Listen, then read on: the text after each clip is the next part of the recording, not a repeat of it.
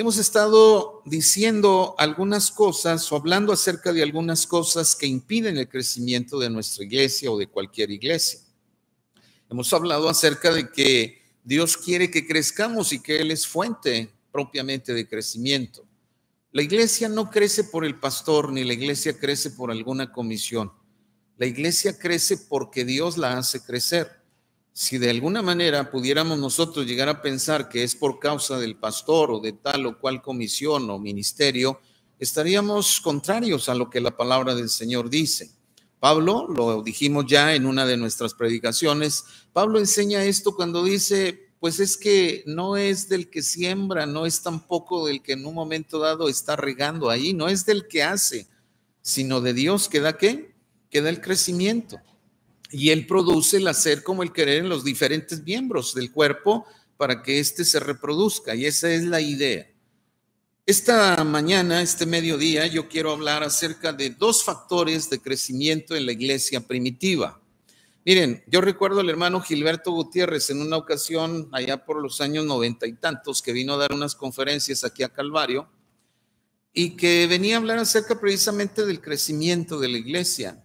Y él dijo, miren hermanos, muchas de las veces nos fijamos en algún modelo humano de iglesia. Dicen, apuntamos nuestra mirada a la iglesia que está creciendo y creciendo y creciendo. Y decimos, no, pues ese modelo está bueno, vamos a traerlo aquí. Y esperamos que lo que funcionó allá funcione con nosotros. No es así la cosa, decía el hermano Gilberto. Yo comparto esa idea. No es traer modelos, es crear en Dios o dejar que Dios cree nuestro modelo de crecimiento. Pero gracias a Dios, porque Él en su palabra dejó precisamente un modelo de crecimiento. No nos deja huérfanos, hermanos. No nos deja al ahí se va. No nos deja a ver qué imaginamos hacer o pensamos hacer. Él nos da siempre la pauta, siempre marca el modelo de crecimiento que debemos de tener. Y en esta ocasión yo quiero hablar precisamente acerca de dos factores de crecimiento que hubo en la iglesia primitiva y que debe de haber en toda congregación, más allá de los modelos que pueda tener la iglesia para su crecimiento. Y yo quiero compartir con ustedes estos dos. Si nosotros vamos al Nuevo Testamento, vamos a encontrarnos con un libro que a mi vista describe el crecimiento de la iglesia primitiva de la manera más exacta, y es el libro de los Hechos. De hecho, se llama Hechos de los Apóstoles y muchos han dicho que debería de llamarse Hechos del Espíritu Santo. Por supuesto que sí, porque no fueron los apóstoles realmente los que hicieron crecer la iglesia. Fueron personas usadas por el Espíritu Santo para que pudiera crecer. Ahora, en este libro se presentan, vamos a llamarlo de esta manera, se presenta el inicio de la iglesia. Se nos habla acerca de los inicios del cuerpo viviente, que es la iglesia misma, y que crecía cuantitativa, cualitativa y orgánicamente. ¿Qué quiere decir eso? Yo creo que lo sabemos. Cuantitativa en número, cualitativa en cuanto a la calidad de la vida de los primeros cristianos, y orgánicamente porque no solamente crecía allí donde se estaba en Jerusalén, sino crecía orgánicamente y estaba sembrándose iglesias en todas partes. Eso es crecer orgánicamente. No voy a decir el nombre, pero de la refresquera más famosa mundialmente hablando. ¿Dónde nace? En los Estados Unidos, ¿verdad que sí? ¿Creció orgánicamente? Sí, a donde quiera que vaya usted, a lo mejor hasta el pueblito más abandonado en África, va a encontrar algo allí acerca de esa, ¿verdad? Orgánicamente. Así que cuantitativa, cualitativa y orgánicamente crecía la iglesia primitiva. Pero ¿qué era lo que le permitía propiamente hacerlo así?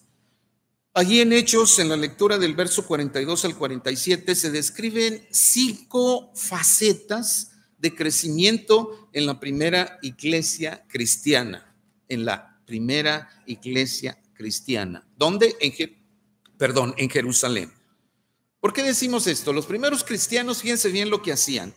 Tenían comunión unos con otros, ¿sí o no? Así dice. Adoraban juntos. Tenían unos cultos tremendos. Se edificaban unos a otros, se edificaban unos a otros, pero también ministraban o servían en la iglesia y evangelizaban. Imagínense, si una iglesia hace esto, ¿a poco no va a crecer? Si una iglesia se pone a hacer esto, va a crecer.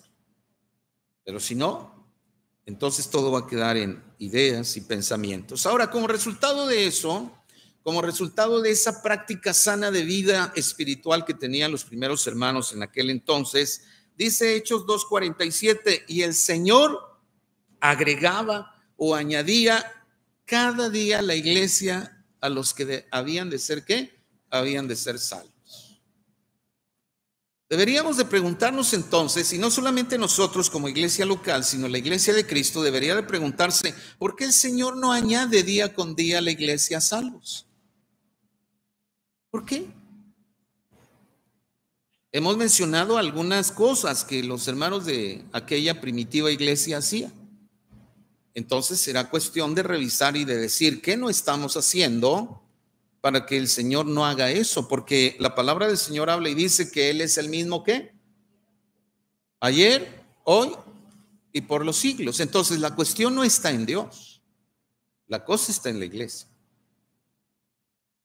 Y por lo tanto es responsabilidad nuestra buscar si el crecimiento integral de nuestra congregación y de la iglesia de Cristo en cualquier lugar está dándose, se está realizando, o hay alguna cosa que está limitando ese vivir espiritualmente, y entonces voltear y decir, creo que debemos de sentarnos y analizar qué es lo que está pasando. Dos factores son los que yo quiero compartir con ustedes, que nos habla el libro de los Hechos acerca de el crecimiento en aquella iglesia, en la iglesia del primer siglo. Y el primero es la espiritualidad ferviente, producto de una vida llena del Espíritu Santo. Espiritualidad ferviente, como producto de una vida entregada totalmente a la dirección del Espíritu Santo. El apóstol Pablo habla y dice, no os embriaguéis con ¿qué? Con vino, en lo cual hay disolución, antes bien sed llenos del Espíritu. ¿Verdad que sí? Cuando una persona se embriaga con vino, ¿cómo es su vida, hermanos? Estábamos viendo una película, mi esposa y yo, y estaba un actor que yo dije, es muy mal actor para hacerla de borrachito, pues porque era coreano. No tengo nada contra los coreanos, pero para hacerla de borrachito yo diría que deberían de haber invitado a un mexicano, a un actor mexicano. Sí, de verdad. Vean ustedes los actores de las épocas pasadas y, hombre, parecía que estaban borrachitos, ¿sí o no? Bueno, este estaba borracho y iba corriendo, pero pues si corría mejor que yo. Y de repente su cara ya no estaba así tan desfigurada y estaba hablando bien. Entonces la cuestión aquí es la siguiente. ¿Cómo es realmente un borrachito? Habla y no se le entiende, ¿sí o no? El que realmente está embriagado, lleno de vino, ¿sí o no? No se le entiende. Y se ríe y luego se enoja y se para y se sienta y quiere caminar y se va de lado. Bueno. Yo creo que todos hemos visto cómo actúa una persona que está siendo controlada, a eso voy, que está siendo controlada y dirigida ¿por quién? Pues en este caso por el vino, ¿sí o no? ¿Verdad? Así que el coreano no la hacía para eso. Cuando se habla acerca de no os embriaguéis con vino, sino que habla y dice, sed llenos del Espíritu Santo. Es decir, en lugar de vino, llénate del Espíritu Santo. Está diciendo, déjate controlar por el Espíritu Santo. Deja que cada una de tus acciones estén bajo la dirección del Espíritu Santo. Las denominaciones que nosotros decimos carismáticas tienen contra nosotros que no hablamos del Espíritu Santo, que no enseñamos acerca de la persona del Espíritu Santo, que el Espíritu Santo para nosotros está allí como mero adorno, pero que no lo dejamos actuar. A veces casi me convencen, pero no es cierto, porque la palabra del Señor habla y dice que tenemos al Espíritu de Dios en nosotros, definitivamente que sí. El problema es que no le estamos dando ¿qué? El dominio y el control completo de nuestra vida. Ese es el detalle, pero ahí está el Espíritu, hermanos. Bueno, en base a ese hecho de que el Espíritu de Dios está en nosotros, yo quisiera preguntar lo siguiente: ¿qué mueve a la iglesia? A cualquiera, no solamente a la nuestra.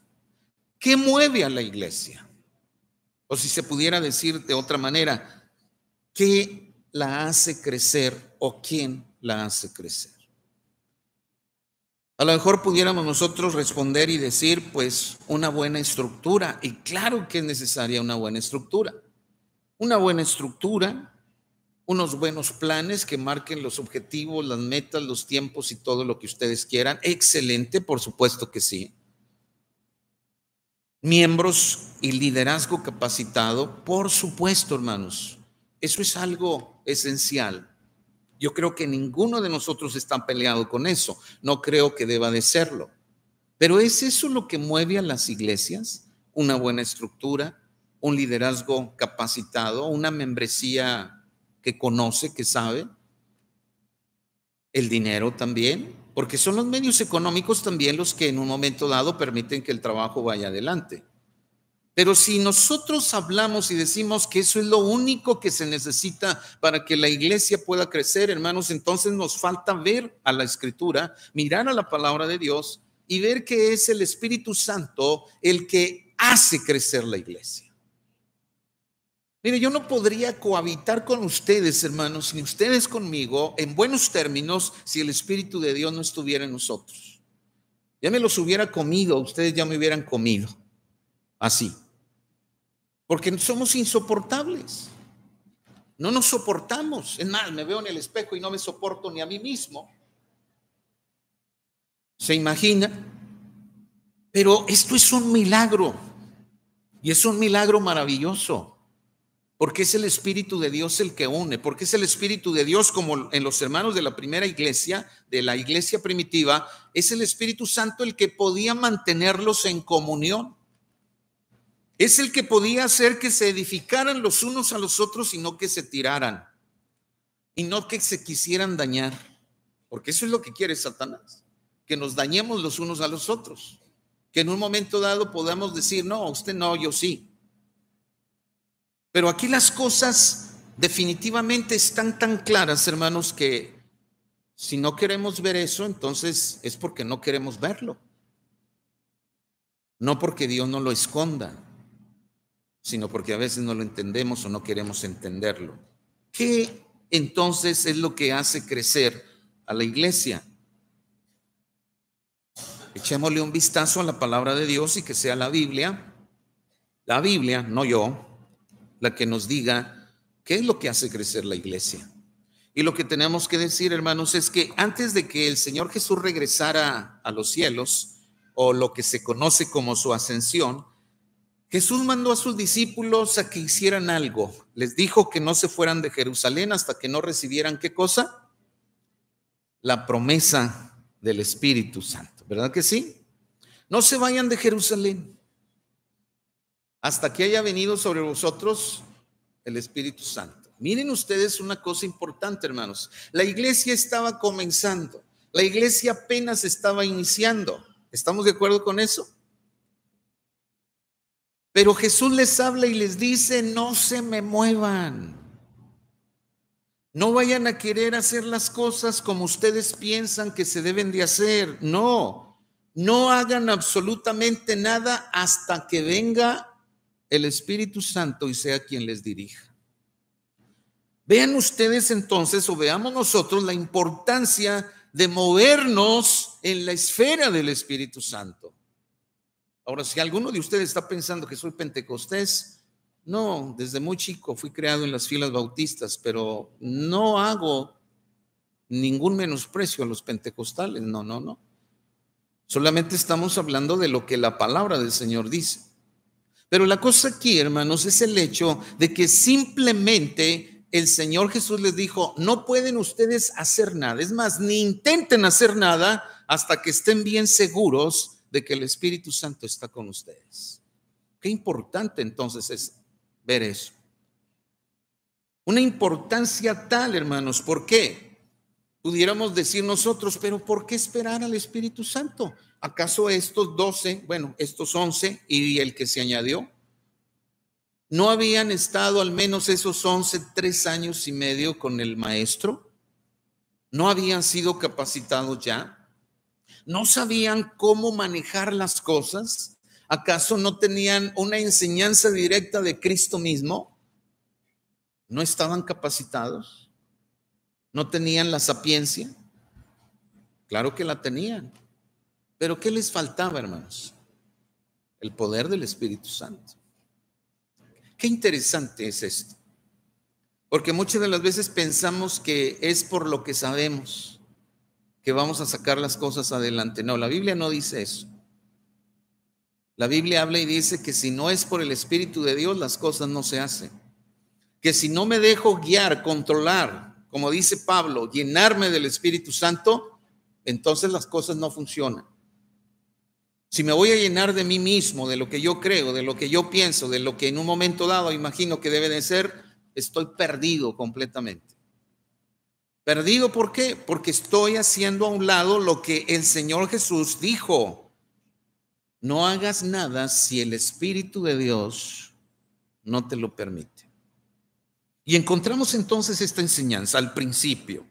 No se vayan de Jerusalén. Quédense allí hasta que sean investidos por el poder de lo alto. Ahora, en espera del cumplimiento de esta promesa, ¿qué fue lo que hicieron aquellos discípulos? ¿Se cruzaron de brazos? No, la palabra del Señor nos habla y nos dice que se pusieron a orar. ¿Y cómo lo hacían? Lo hacían con ruego, así dice. Una palabra muy explícita. Rogaban, oraban diariamente. Estaban buscando comunión con Dios. Estaban diciendo, Señor, no sabemos cómo va a ser esto de la promesa. Yo estoy seguro que estaban diciendo, ¿qué es lo que va a suceder? ¿Cómo se va a manifestar el Señor? ¿Sí o no? Ellos no decían, dentro de pocos días vamos a recibir lenguas como de fuego y vamos a empezar a hablar en otros idiomas. Aquellos que no conocen el idioma o nosotros que no conocemos su idioma, lo vamos a poder manifestar así de una manera fluida el mensaje. Ellos no sabían nada de eso, pero estaban seguramente en comunión con Dios para que Dios les dijera cómo es que iba a ser aquello, para que Dios los preparara para ese momento, para que el Señor les dijera, sean firmes, permanezcan firmes, no pierdan de vista el propósito, el objetivo, la meta. Y se pusieron a orar, ¿sí o no? Dice allí la palabra del Señor. Si usted quiere ir y buscar esto, puede usted buscarlo ahí en el primer capítulo del libro de los Hechos. Fueron y perseveraban en la oración con ruego. Perseveraban. No lo hicieron hoy y mañana y pasado, no. Perseveraban día con día. Su necesidad era bastante, era mucha. Así lo dice la palabra del Señor. Mantenían una relación así pues íntima con Dios. Pero no solamente con Dios, sino también con quién, los unos con los otros, ¿sí o no? Los unos con los otros. En cierta ocasión se habla y se dice, si alguno trae su ofrenda al altar y se acuerda que tiene algo contra su hermano, ¿qué dice la palabra del Señor? Deje allí su ofrenda a un lado y primeramente vaya y póngase en una buena relación con su hermano. Y después de eso, venga, tome su ofrenda y deposítela. Ofrenda. ¿Qué es la oración? La palabra de Dios habla en Apocalipsis y dice que es como el humo, el aroma hermoso que sube hasta ¿dónde? Hasta el altar mismo, ¿no? Y cuando el Señor huele aquel perfume, aquello hermoso, aquello santo, que es la oración de los santos, así lo dice, ¿puede percibir ese olor fragante? ¿O entre ese olor fragante él percibe un desacuerdo, un enojo, o algo que no esté de acuerdo con lo que Él quiere? Claro que lo percibe, pero Él lo percibe, pero usted y yo lo sabemos. Cuando yo doblo mi rodilla, cuando yo oro junto con ustedes y tengo algo en contra de alguno de ustedes, yo sé que lo tengo. Pero también, ¿quién lo sabe? Dios. Puedo engañarlos a ustedes y quizás ustedes me puedan engañar a mí. Pero ¿sabe una cosa? A Dios no lo puedo ni ustedes lo pueden engañar. No podemos engañar al Señor. Por eso, cuando oramos, no se trata de orar 1000 palabras bellas. El Señor Jesús habló y dijo: no seáis como los fariseos, porque ellos aman ¿el qué? El orar en público, ponerse en las esquinas para ser vistos de los hombres. Pero ustedes, allí, en lo apartado de su recámara, derramen su vida delante de Dios. Se trata de eso. Así que oremos, hermanos, con ruego, pero también en comunión. Dios percibe el olor cuando es agradable y cuando no lo es. Y a Él no lo podemos engañar. Definitivamente, ni tantito así. Eso es lo que hace el ser dirigido por el Espíritu Santo. Llevarnos a una comunión íntima con Dios, pero también llevarnos a una comunión íntima con cada uno de nosotros. El poder detrás de la iglesia victoriosa del primer siglo, hermano, estaba detrás del Espíritu Santo. No se hacía absolutamente nada si el Espíritu Santo no obraba. Como resultado de aquella espera, la palabra del Señor nos dice en Hechos, en el capítulo 2, verso 4, dice que todos fueron llenos del Espíritu Santo. Y me llama la atención que dice todos. ¿Cuántos eran? 120. No eran ya los 11 o 12, eran 120. Dice, todos fueron llenos del Espíritu Santo. No hubo alguien que no fuese lleno del Espíritu Santo, porque eso es lo que Dios quiere, llenarnos a todos, a cada uno de nosotros, para hacernos útiles en su obra. Así que el poder de crecimiento, de expansión que la primitiva iglesia experimentó, está en razón de su entrega, de la entrega de aquellos al Espíritu de Dios. Ahora, en la toma de decisiones, el Espíritu Santo jugaba un papel muy importante. ¿Se acuerda usted cuando se nos habla ya en el libro de los Hechos, capítulo 13, versículo 2? La iglesia que estaba en Antioquía, tratando de expandirse, tratando de crecer orgánicamente. ¿Qué es lo que se dice allí que hicieron?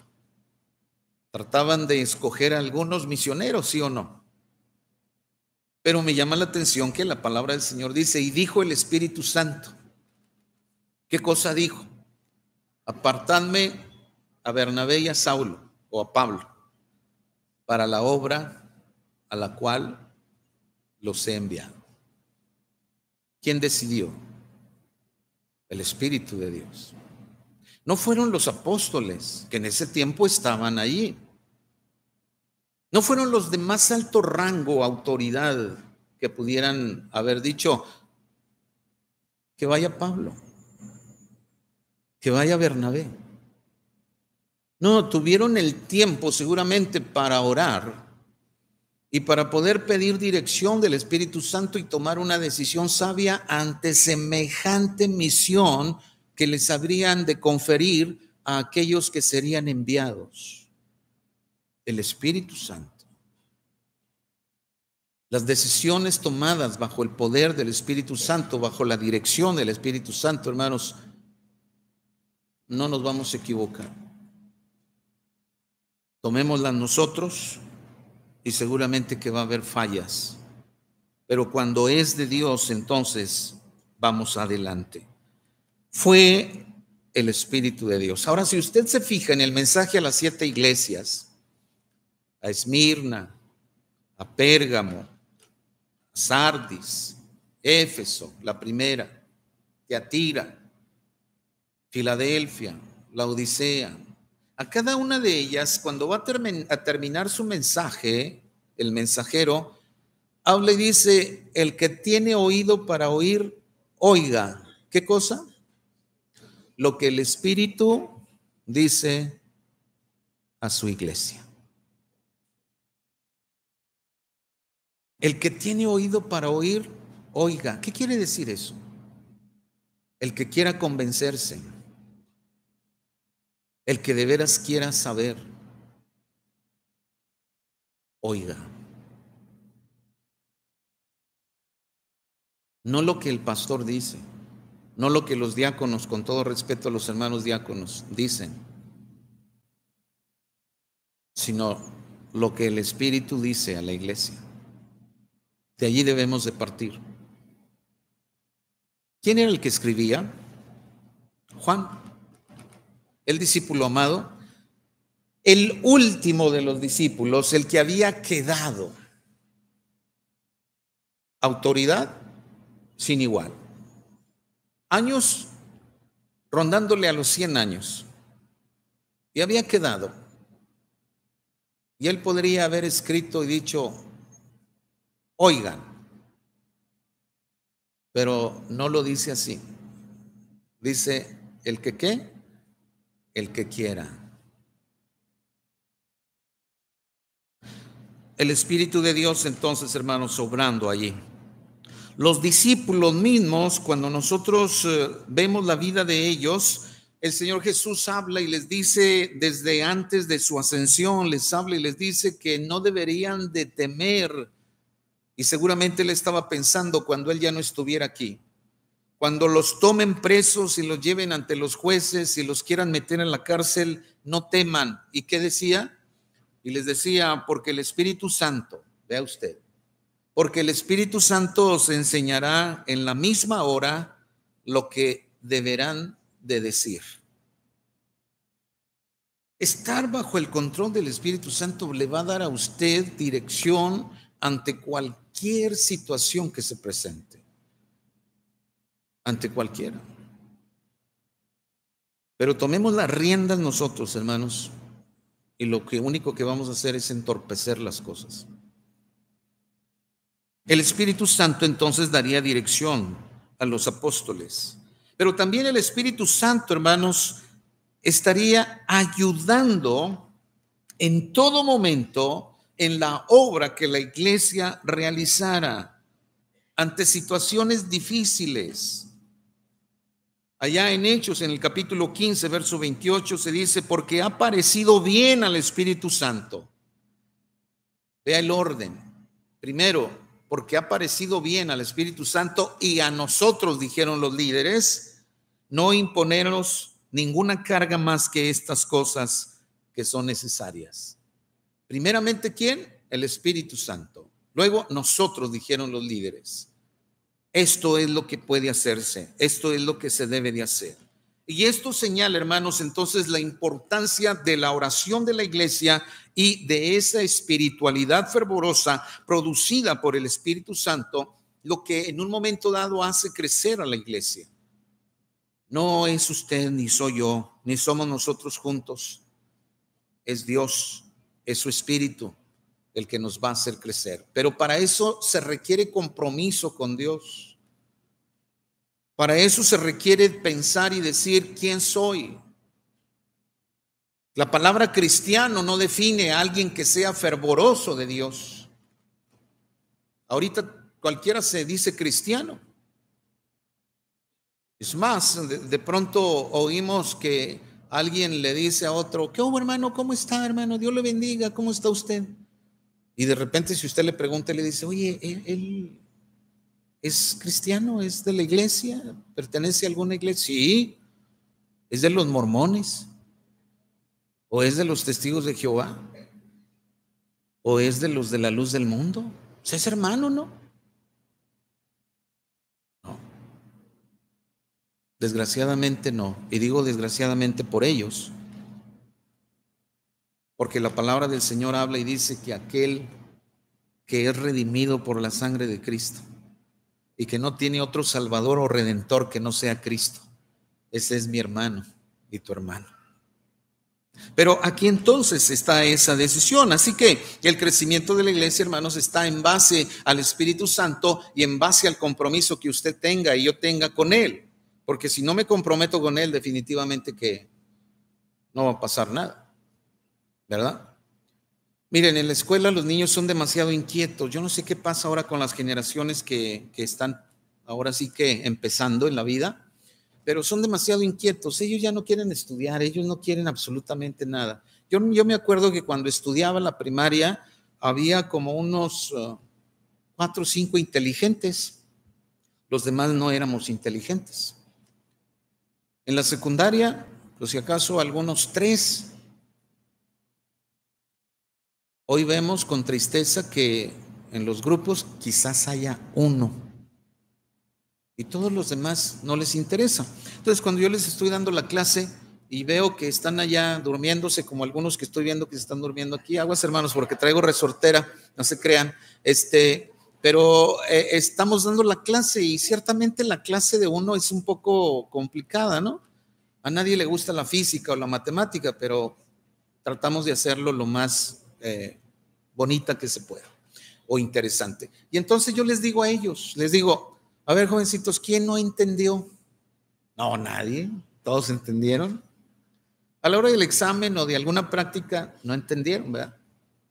Pero yo les digo a ellos, miren hijos, yo puedo explicarle a usted 1, 2, 3, 4, 5 veces, las que necesite, pero haga un compromiso conmigo, me va a poner atención. Si no me pone atención, yo no me puedo comprometer con usted a enseñarle 1, 2, 3, 4, 5 veces. Necesito compromiso de usted. Y lo mismo el Espíritu de Dios nos dice eso, hermanos. Nos dice que necesitamos compromiso con Él. Él está en nosotros. Pablo dice, no entristezcáis. ¿A quién? Al Espíritu de Dios que mora en vosotros. Él necesita compromiso. ¿Usted es cristiano porque aceptó a Cristo y porque se bautizó, nada más? No. El cristiano es aquel que sirve y aquel que es controlado por el Espíritu Santo. Amén. Segundo lugar, un factor más de crecimiento que se observa en la primera iglesia cristiana es la estructura de trabajo que se tenía, si así se me permite decirlo, y que eran los grupos pequeños. Los grupos pequeños. ¿Por qué digo esto? Pues porque eran las casas la reunión. Consultando la literatura de la historia eclesiástica, me encontré con varios libros que en un momento dado los autores están de acuerdo que no fue sino hasta finales del 3er siglo y durante el 4º siglo que se empezaron a edificar los templos como lugares propios de adoración. Antes de eso, los cristianos, los seguidores de Jesús, se reunían en casas. Fíjense qué interesante es eso, hermanos. O sea que no pagaban guardatemplo. No. Nada de que, oye, le pintamos de azul o de verde. Allí pintaba del color que quisiera el dueño. Pero era en las casas. No había templos, hermanos. Y según la historia eclesiástica, ¿saben qué pasó cuando se empezaron a edificar los primeros templos? Nació lo que se le conoce y se le llama clericalismo. Clericalismo. ¿Qué es eso? Pues el hecho de que todo vino a caer en un grupo solamente. El clero, ¿verdad? Pero no solamente los sacerdotes de la Iglesia Católica, sino hubo un crecimiento en el clericalismo evangélico. Se sometió a la figura del pastor como el que lo hace todo. Y luego después de eso, hay que estudiar la historia eclesiástica, se sumó la autoridad del cuerpo de diáconos. Cuerpo de diáconos. Es allí donde se acuña ese concepto que no está en la Biblia, porque es cuerpo nada más hay uno. No hay un cuerpo en otro cuerpo. eso sería un fenómeno. Pero es a partir de eso. Y yo me pregunto, ¿por qué antes no? Pues porque se congregaban en las casas. Fíjense nada más, qué interesante y qué bonito ha de haber sido eso. Y si alguien dice, no, el pastor está inventando eso, bueno, pues vamos a la palabra del Señor, ahí al libro de los Hechos, que nos revela cómo era que los primeros cristianos, hermanos, acostumbraban reunirse en sus casas, porque así lo dice, por ejemplo, Hechos capítulo 12, versículo 12, si usted quiere buscarlo ahí, dice que en un momento dado había gente reunida en la casa de María, la madre de Juan Marcos. Si nos acordamos quién era Juan Marcos, ¿verdad, hermanos? Aquel que en un momento dado iba con Bernabé y con Pablo a su primer viaje misionero y dijo, no, yo siempre no, yo me quiero regresar. Y Pablo se enojó y bueno, ya, ¿para qué la contamos? Pero la mamá de él, al parecer, abrió su casa para que hermanos se congregaran allí, para que seguidores de Jesús se pudieran congregar allí. Vea usted allí en Hechos capítulo 12, versículo 12. Ahora, nosotros quiere que vayamos a ese versículo para que vea un poquito el contexto. Dice la palabra del Señor así, Hechos 12, vamos a leer del versículo 10. Habiendo pasado la primera y la segunda guardia, llegaron a la puerta de hierro que daba a la ciudad, la cual se les abrió por sí misma. Ya están entendiendo cuál es el contexto, ¿verdad? Donde por ahí está Pedro encerrado en la cárcel. Bueno, y luego dice, salidos pasaron una calle y luego el ángel se apartó de él. Entonces Pedro, volviendo en sí, dijo, ahora entiendo verdaderamente que el Señor ha enviado su ángel y me ha librado de la mano de Herodes y de todo lo que el pueblo de los judíos esperaba. Versículo 12. Y habiendo considerado esto, llegó a casa de María, la madre de Juan, el que tenía por sobrenombre Marcos, donde muchos, ¿qué? Estaban reunidos orando. Y toca la puerta y sale Rode. Y Rode pensó que era un fantasma porque pensó, ya Pedro ya lo mataron, es su fantasma. Y en lugar de abrirle y dejarlo pasar, le dio el cerrón de nuevo y salió corriendo hacia adentro, ¿verdad? Bueno, ya esa es otra historia, pero se fijan ustedes, hermanos, una iglesia en la casa. Estaban allí orando. Ahora, si nosotros vamos un poco más adelante, hermanos, también nosotros vemos que en un momento dado, allá en Hechos 16, verso 40, se nos habla acerca de la casa de Lidia como un lugar de reunión. Lidia, la vendedora de qué, hermanas, de la femenil? De púrpura, ¿verdad?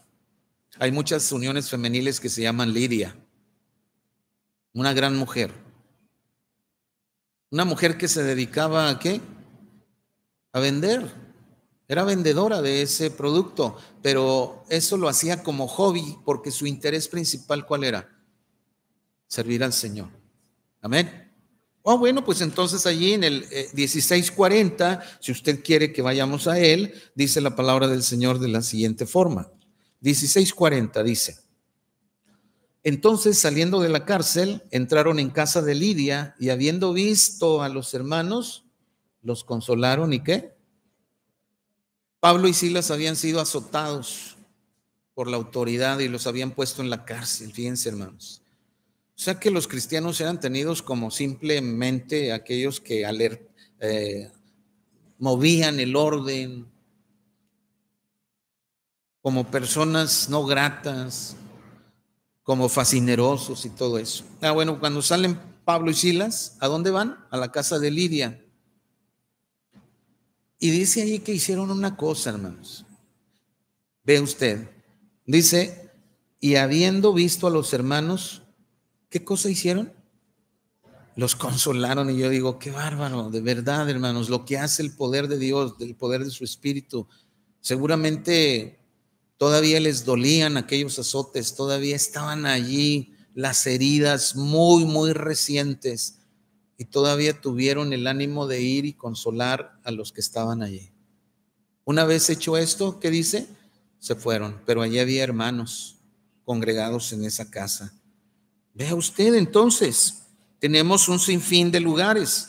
Ahora, Pablo mismo habla y dice allá en Hechos capítulo 20, versos 17 y verso 20, él habla y dice, desde Mileto hasta Éfeso, no he rehusado, ¿qué cosa? No he rehusado anunciaros y enseñaros públicamente y por las casas. ¿Se fija? Por las casas. Algo entonces sucedía en la iglesia cristiana. No se habla mucho del templo, es más, no se habla. Algunos comentaristas dicen que algunos cristianos todavía tenían la osadía de ir al templo judío de alguna de otra manera para poder adorar, pero la realidad es que ya eran muy pocos. La mayoría se congregaba en casas para poder adorar a Dios, para darle honra y gloria a Él. Entonces todos estos pasajes, hermanos, corroboran una sola cosa, que la iglesia en sus comienzos dio una importancia sin igual a las reuniones en casa, que los creyentes pudieran reunirse en casas. Y esto llevó, hermanos, a un crecimiento exponencial a la iglesia del primer siglo. Cuando decimos exponencial es que es muy, pero muy creciente, así, fuertemente, crecía. Yo sé que en un momento dado, a lo mejor las experiencias que hemos tenido hoy con la cuestión de las células, o como puedan llamársele, porque ahora se les da diferentes nombres, en un momento dado decimos, es que no funciona. La verdad es que funcionó y la verdad es que pudiera funcionar, pero para ello se debe de llevar una estrategia pero muy cuidadosa. Pero ahí está. Mire, nada más, y con esto voy a terminar. Invite a usted a uno de sus amigos aquí al templo. ¿Qué le va a decir? Ay, tengo cosas que hacer. Se está riendo el joven. A lo mejor él dijo eso, ¿no? Ay, a propósito, ¿te dieron los 50 abrazos aquella vez que dije? No, hermanos, estamos pendientes. Ya no va a ser 50, van a ser 100. Exponencial, vámonos. Pero fíjense, invitamos a alguien aquí al templo y la respuesta, ¿cuál va a ser? Sí, a ver si puedo, ¿verdad? Y nos quedamos ahí en la puerta y nomás el susodicho no llegó. Pero dígale, oye, te invito a la casa. Vamos a pasar un buen rato ahí, una carnita asada o una cenita o algo ahí. Y le dice, sí, ¿cómo no? Va. Y no nada más va él, lleva a la esposa, o ella lleva al esposo, o llevan a los hijos, ¿sí o no, hermanos? Bueno, sí, nada más que antes de la carne asada o de esto, de aquello, vamos a compartirte algo de la palabra de Dios. Ya no va a decir, no, pues mejor me voy, ¿verdad que no? Ahí se va a tener que quedar, va a tener que aguantar. Así es la estrategia. Pero sobre todo, termino, 2 factores que hicieron crecer exponencialmente la iglesia del primer siglo. 1, una ferviente espiritualidad como producto de una vida sometida totalmente al Espíritu de Dios, al Espíritu Santo. 2, el hecho de que no estaban metidos en un templo. Gracias a Dios por los templos que tenemos, hermanos, pero la vida de la iglesia no solamente es en el templo. La vida de la iglesia en su mayor parte es ¿dónde? Es allá afuera. Entonces vayamos pensando y vayamos diciendo, bueno, ¿por qué no abrir mi casa para un grupo de reunión? Pero no para reunirnos puros cristianos, donde vamos a ir allí a comer galletas con agua de melón y esas cosas, no, sino para ir y llevar a alguien que no conoce a Cristo y que alguien que invitemos o ustedes o nosotros mismos podamos compartir de ello. Yo digo que habría crecimiento para la gloria de Dios. Amén.